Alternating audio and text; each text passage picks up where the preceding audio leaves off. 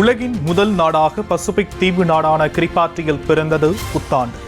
சூரிய உதய பாதையில் அமைந்துள்ள முதல் நாடு என்பதால் முதலில் பிறந்தது 2026.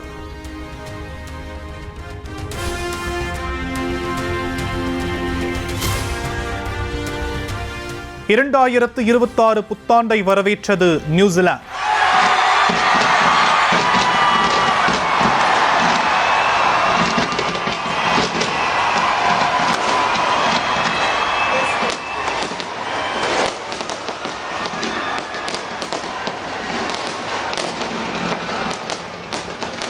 ஆக்லாந்து நகரில் கண்ணை பறித்த வான வேடிக்கை.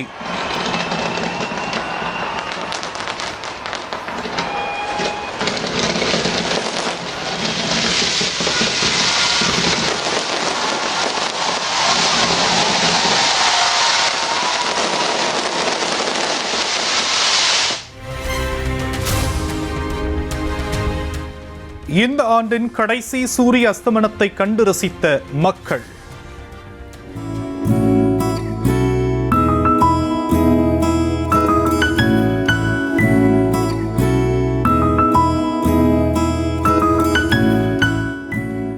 நாளை புதிய விடியில் பிறக்கும் என்ற நம்பிக்கையில் காத்திருப்ப.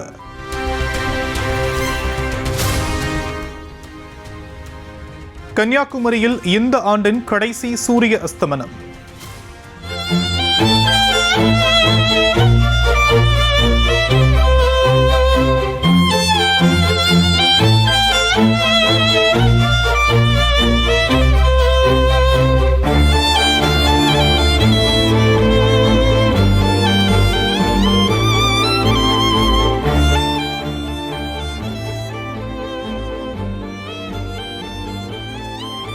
கடற்கரையில் குடும்பத்துடன் திரண்டு ரசித்த சுற்றுலா பயணிகள்.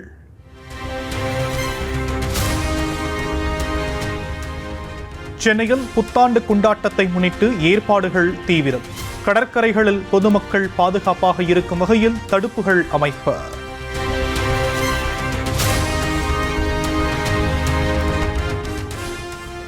ஒரு கையில் வாழேந்தி உரிமை காத்தும் மறு கையில் கேடயம் ஏந்தி மக்கள் நலன் காத்தும் ஜனநாயக போர்க்களத்தில் நிற்கும் நமக்கு வெற்றி ஒளி வீசும் நம்பிக்கை புத்தாண்டு 2026. புத்தாண்டு தொடக்கம் முதலே சமத்துவம் பொங்கட்டும், தமிழ்நாடு வெல்லட்டும் என கோலமிட்டு திராவிட பொங்கல் களைகட்டட்டும் எனவும் முதலமைச்சர் மு.க. ஸ்டாலின் வாழ்த்து.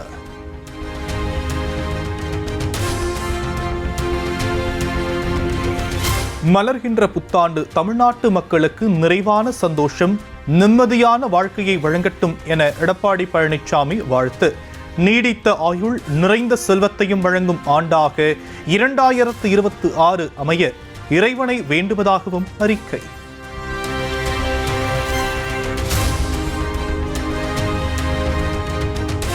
ஒரு வாரத்திற்கு பிறகு 1 லட்சம் ரூபாய்க்கு கீழ் இறங்கியது தங்கம் விலை.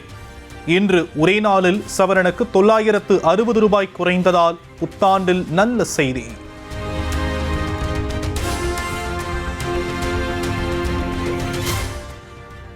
சென்னையில் ஒரு சவரன் தங்கம் 99,840 ரூபாய்க்கு விற்பனை.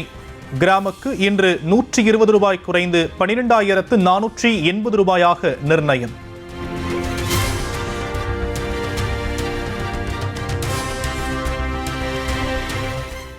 முதலமைச்சர் மு.க. ஸ்டாலின் தலைமையில் வரும் 6ஆம் தேதி கூடுகிறது தமிழ்நாடு அமைச்சரவை. ஜனவரி 20ஆம் தேதி சட்டப்பேரவை கூட உள்ளதையொட்டியும் இடைக்கால பட்ஜெட் தாக்கல் குறித்தும் ஆலோசிக்க வாய்ப்பு.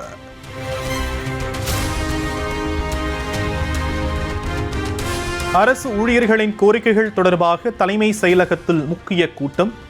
அமைச்சர்கள் தங்கம் தென்னரசு, அன்பில் மகேஷ், IAS அதிகாரி ககன்தீப் சிங் பேடி ஆலோசனை.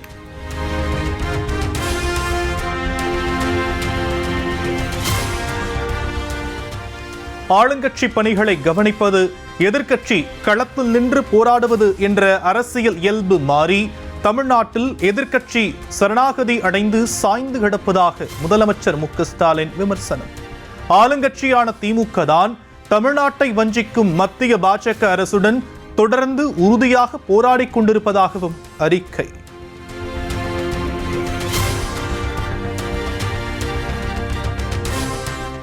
சென்னை எம்ஜிஆர் மாளிகையில் எடப்பாடி பழனிசாமி தலைமையில் அதிமுக மாவட்ட செயலர்கள் கூட்டம். சட்டமன்ற தேர்தல் பணிகள், கூட்டணியை பலப்படுத்துவது உள்ளிட்டவை குறித்து ஆலோசனை.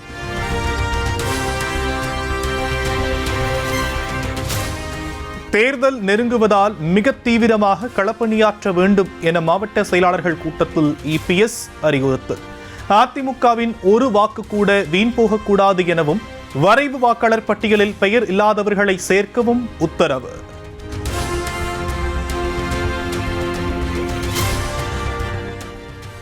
அதிமுகவில் சட்டப்பேரவை தேர்தலுக்கான விருப்ப மனு விநியோகம் நிறைவு. சுமார் 9500 பேர் விருப்ப மனுக்களை பெற்று தாக்கல் செய்ததாக தகவல்.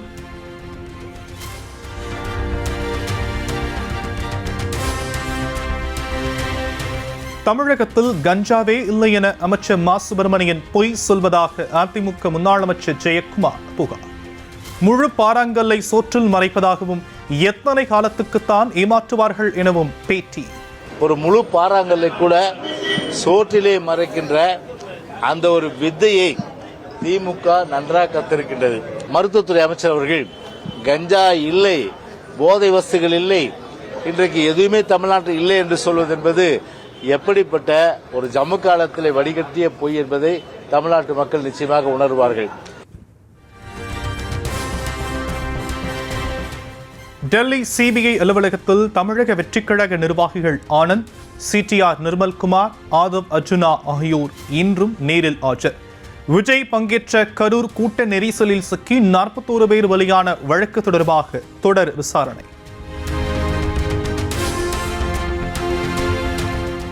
காங்கிரஸ் நிர்வாகி பிரவீன் சக்கரவர்த்தி பேசியதை தோழமை கட்சிகள் பெரிதுபடுத்த வேண்டாம். தமிழக காங்கிரஸ் கமிட்டி தலைவர் செல்வ பெருந்தகை வேண்டுகோள். புகார் எழுதியிருக்கு, அதோட முடிஞ்சு போச்சு. இதை தோழமை கட்சிகள் அவங்களுடைய சங்கடத்தை வெளிப்படுத்தலாம், அதுக்கு எல்லா உரிமையும் அவங்களுக்கு உண்டு. பட் இதை பெரிதுபடுத்த வேண்டாம் என்றதான் என்னுடைய வேண்டுகோளை வச்சிருக்கேன்.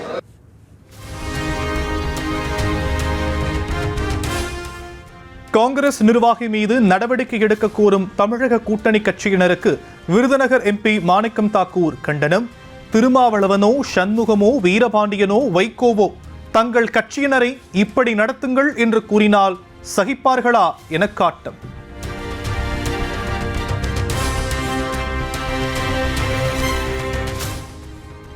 தமிழ்நாட்டில் அரிசி குடும்ப அட்டைதாரர்களுக்கு பொங்கல் பரிசு தொகுப்பு வழங்க ஏதுவாக வரும் 2ஆம் தேதிக்குள் டோக்கன்களை அச்சிட்டு வைக்க வேண்டும்.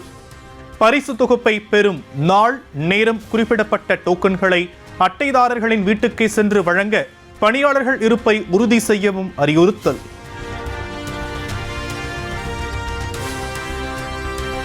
ஒரு கரும்புக்கான கொள்முதல் விலையை 50 ரூபாயாக உயர்த்தி வழங்க வேண்டும் என பாமக தலைவர் அன்புமணி வலியுறுத்தல். இடைத்தரகர்கள் இல்லாமல் அரசே நேரடியாக கரும்பை கொள்முதல் செய்தால்தான் விவசாயிகளுக்கு லாபம் எனவும் வேண்டுகோள்.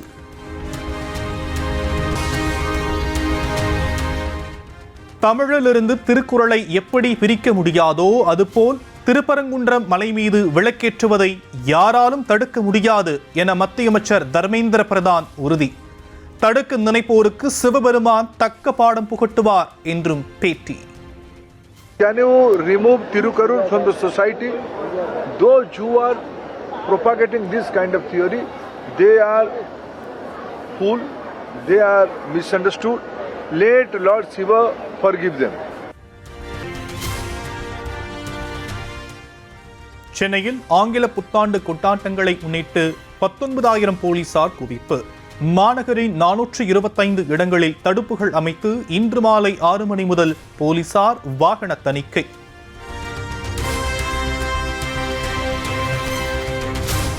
புத்தாண்டையொட்டி சென்னையில் உள்ள நட்சத்திர விடுதிகளில் ஆட்டம் பாட்டம் கொண்டாட்டங்களுக்கு காவல்துறை கடும் கட்டுப்பாடுகள் விதிப்பு.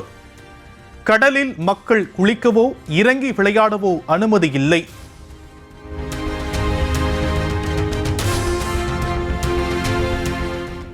சென்னையில் புத்தாண்டு கொண்டாட்டங்களின் போது பட்டாசுகள் வெடிக்க காவல்துறை தடை. அடுக்குமாடி குடியிருப்புகளில் அதிக சத்தம் எழுப்பும் ஒலிபெருக்கிகளை பயன்படுத்துவதற்கும் தடை விதிப்பு.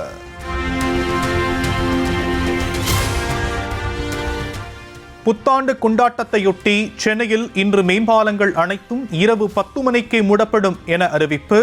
காமராஜர் சாலை மற்றும் எலியாட் கடற்கரை மற்றும் அதை சுற்றியிருக்கக்கூடிய பகுதிகளில் போக்குவரத்து மாற்றம் செய்து உத்தரவு.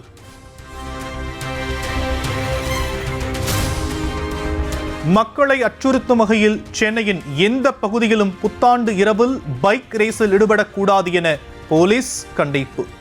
30 சாலை பாதுகாப்பு குழுக்கள் சுற்றுக்காவலில் ஈடுபட்டு மக்களுக்கு பாதுகாப்பு வழங்குவர் எனவும் அறிவிப்பு. தரையிலிருந்து பாய்ந்து சென்று தரையில் உள்ள இலக்கை தாக்கி அழிக்கும் டெலை ஏவுகணை. பாதுகாப்பு ஆராய்ச்சி மேம்பாடு அமைப்பான DRDOவின் தயாரிப்பில் உருவான குறுகிய தூர ஏவுகணை வெற்றிகரமாக சோதனை. +1, +2, +3 and counting up.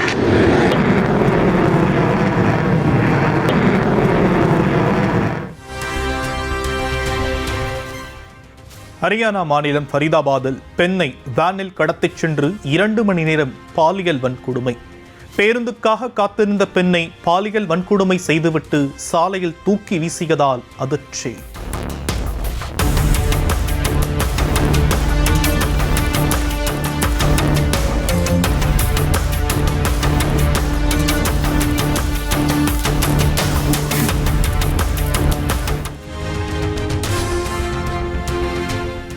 ராஜஸ்தானில் வெடிபொருட்களுடன் கார் சுற்றித் திரிந்ததால் பரபரப்பு. புத்தாண்டு கொண்டாட்டத்தை சீர்குலைக்க சதியா என விசாரணை. லடாக் ஒன்றிய பிரதேசத்தில் கொட்டும் பனி. குடியிருப்புகள், சாலைகள், வாகனங்களை பனி போர்த்திய ரம்மிய காட்சிகள். டெல்லியில் நடைபெறும் குடியரசு நாள் விழாவில் முதன்முறையாக பங்கேற்கும் இந்திய ராணுவத்தின் விலங்குகள் படையணி மங்கோலிய ஒட்டகங்கள், குதிரைகள், மோப்ப நாய்கள், வேட்டை பருந்துகள் ஆகியவற்றைக் கொண்டு ஒத்திகை.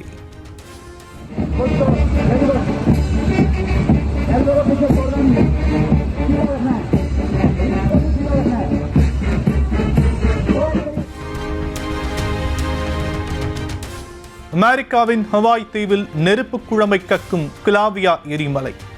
ஆபத்தான முறையில் இருவர் அருகே சென்று வேடிக்கை பார்த்ததால் அதிர்ச்சி.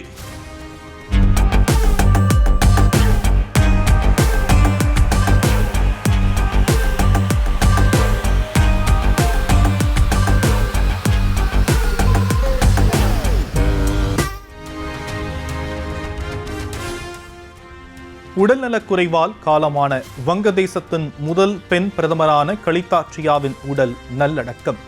தலைநகர் டாக்காவில் நடைபெற்ற இறுதிச் சடங்கில் பல்லாயிரக்கணக்கான மக்கள் திரண்டு கண்ணீருடன் பிரியாவிடை.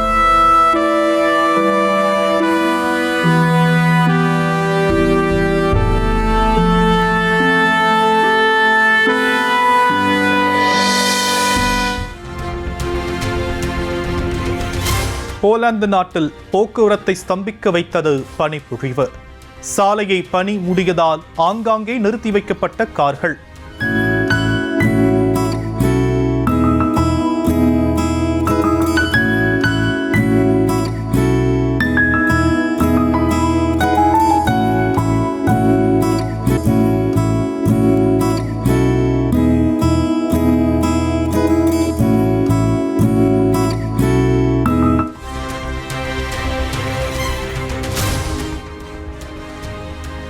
ஆஸ்திரேலிய கிரிக்கெட் அணியில் முன்னாள் வீரர் டேமியன் மார்டினுக்கு தீவிர சிகிச்சை.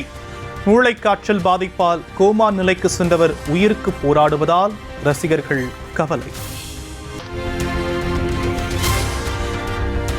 ஜனவரி 14ஆம் தேதி மகரவிளக்கு பூஜை மற்றும் மகரஜோதி தரிசனத்திற்காக சபரிமலை ஐயப்பன் கோவில் நடை திறப்பு. இருமுடி கட்டி 18 படி ஏறி சென்று பக்தர்கள் சரண கோஷம். அரையாண்டு விடுமுறை மற்றும் புத்தாண்டையொட்டி திருச்செந்தூர் முருகன் கோவிலில் குவியும் பக்தர்கள். பல மணி நேரம் வரிசையில் காத்திருந்து மனமுருக தரிசனம். கோவை மாவட்டம் அன்னூரில் 1300 ஆண்டுகள் பழமையான மன்னீஸ்வரர் கோவிலில் மார்கழி தேரோட்டம். மனக்கோலத்தில் மன்னீஸ்வரரும் அருந்தவச்செல்வி தாயாரும் திருத்தேரில் எழுந்தருளி காட்சியளித்ததால் பக்தர்கள் பரவசம்.